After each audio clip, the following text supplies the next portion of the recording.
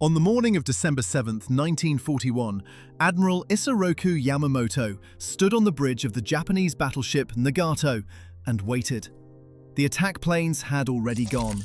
253 aircraft were, at that moment, crossing the Pacific toward Pearl Harbor. All Yamamoto could do was wait for the radio signal that would tell him whether the most audacious naval attack in history had succeeded.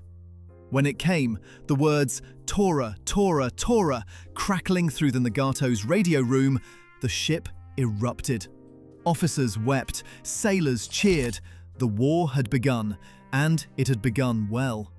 The Nagato was the ship from which Japan started World War II.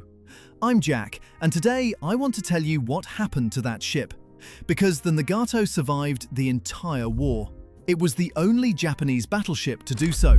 And what happened to it after Japan surrendered is one of the strangest endings of any warship in history. A story that involves 2 atomic bombs, a midnight disappearance, and a wreck that is still sitting on the bottom of a Pacific lagoon that the United States government has declared too radioactive for permanent human habitation. The Nagato was commissioned in 1920, and it was, at the time of its completion, the most powerful battleship in the world. It was the first battleship ever built to mount 16-inch guns, a specification that forced every other major naval power to immediately revise their own construction programs. 8 16-inch guns, armor plating up to 14 inches thick at the turrets, and a distinctive pagoda-style tower superstructure that made it instantly recognizable from any angle. When Yamamoto was given command of Japan's combined fleet in 1939, the Nagato became his flagship. The Pearl Harbor attack was planned aboard it. The final orders were issued from it. When Yamamoto transmitted the signal "Nitaka Yama Nobore," climb Mount Nitaka, the code phrase that launched the strike force toward Hawaii, that signal went out from the Nagato's radio room. The ship did not participate in the attack directly.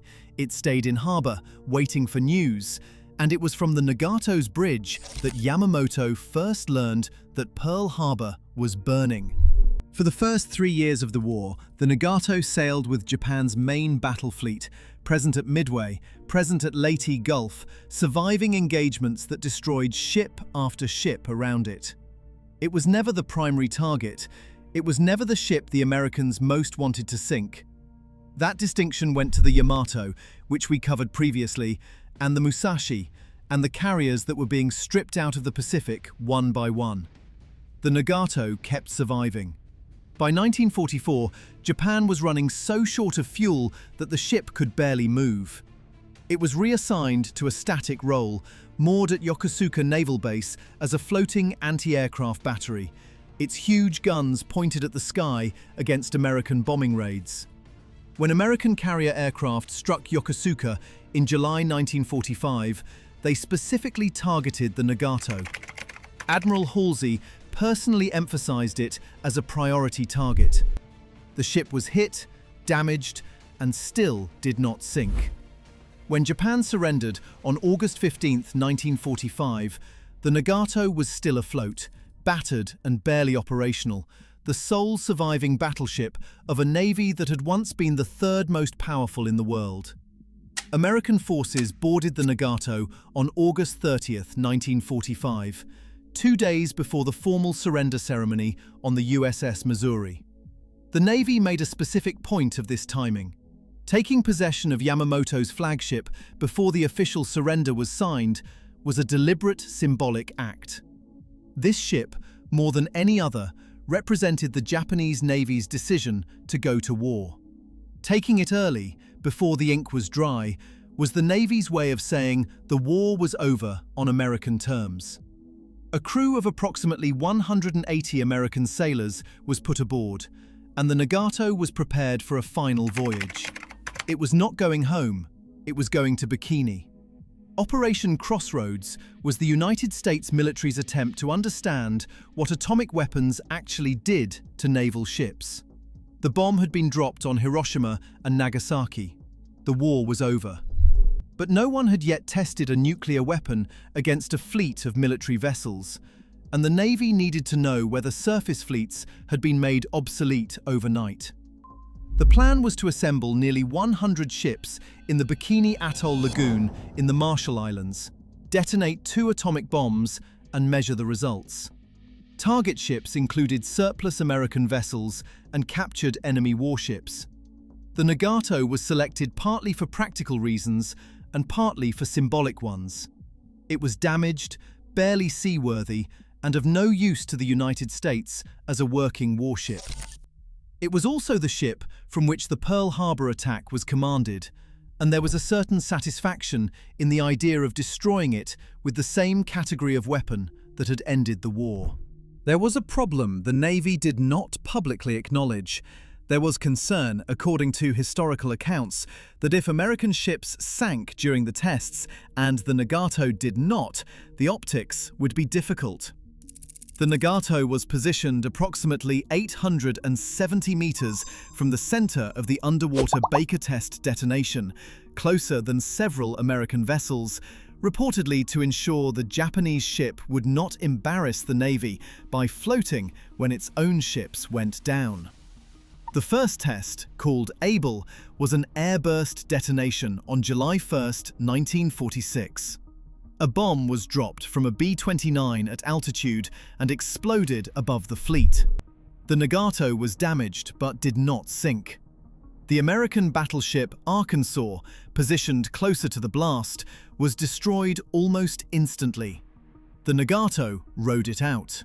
When crews went aboard to assess the damage, they found the ship seriously contaminated with radiation but structurally intact. The second test, Baker, was different. On July 25, 1946, a 23-kiloton bomb was detonated 90 feet underwater, directly beneath the target fleet. The column of water and radioactive spray that erupted was photographed by 750 cameras positioned around the atoll. It is one of the most documented explosions in history. Ships were lifted, capsized, and destroyed throughout the lagoon. The Nagato was swept sideways 400 yards by the blast wave. Water poured into hull damage from the previous weeks. It listed 2 degrees to starboard. And then, it did not sink. Inspection teams could not board it. The ship was so saturated with radioactive contamination that approaching it was dangerous. From a distance, observers could see the list was gradually increasing. Over the following days, it crept upward. 2 degrees became 5, 5 became 10. The stern began to settle lower in the water. On the night of July 29th to 30th, 1946, with no witnesses, with no one watching, the Nagato quietly capsized and slid under the surface of the Bikini Lagoon. When American personnel looked out the following morning, the ship was gone. The spot in the lagoon where it had been sitting was empty. The ship that had launched the Pacific War had disappeared overnight without anyone seeing it go. It is still there.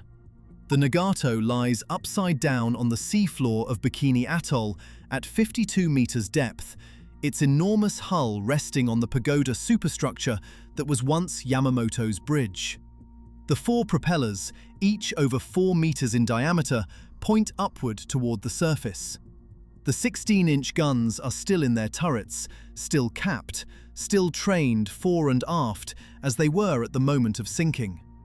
Technical divers who make the journey to Bikini, and it is a serious journey, Bikini is extremely remote and the diving requires deep technical certification, describe swimming past the bridge from which the order was given to attack Pearl Harbor, now resting inverted on the lagoon floor in the dark.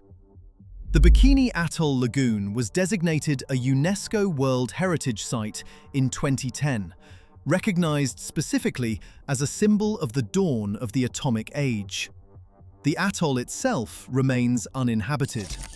The indigenous Bikinian people were displaced in 1946, before the tests began, relocated to other atolls, and promised they could return when the testing was finished. Small groups were allowed back in the 1970s, were found to have absorbed dangerous levels of radiation from contaminated food and water and were evacuated again. They have never returned permanently. The lagoon sediment and the wrecks on its floor remain measurably radioactive. Japanese naval historian Masanori Ito wrote after the war that of the 10 Japanese battleships riding at anchor in Hiroshima Bay in December 1941, 9 were sunk in combat. The lone survivor, the Nagato, died at Bikini as a target in an atomic bomb test. There is something in that sentence that I keep turning over. 9 ships destroyed in the greatest naval war ever fought. One ship that survived everything, every battle, every air raid, every torpedo, only to be sailed to a remote Pacific atoll by the navy of the country it helped attack, positioned deliberately close to a nuclear detonation, and left to slowly capsize, alone in the dark. The ship that started the war outlived the war itself by almost a year, and it is still out there, upside down in 52 meters of radioactive water, with Yamamoto's bridge pressed into the sand below it.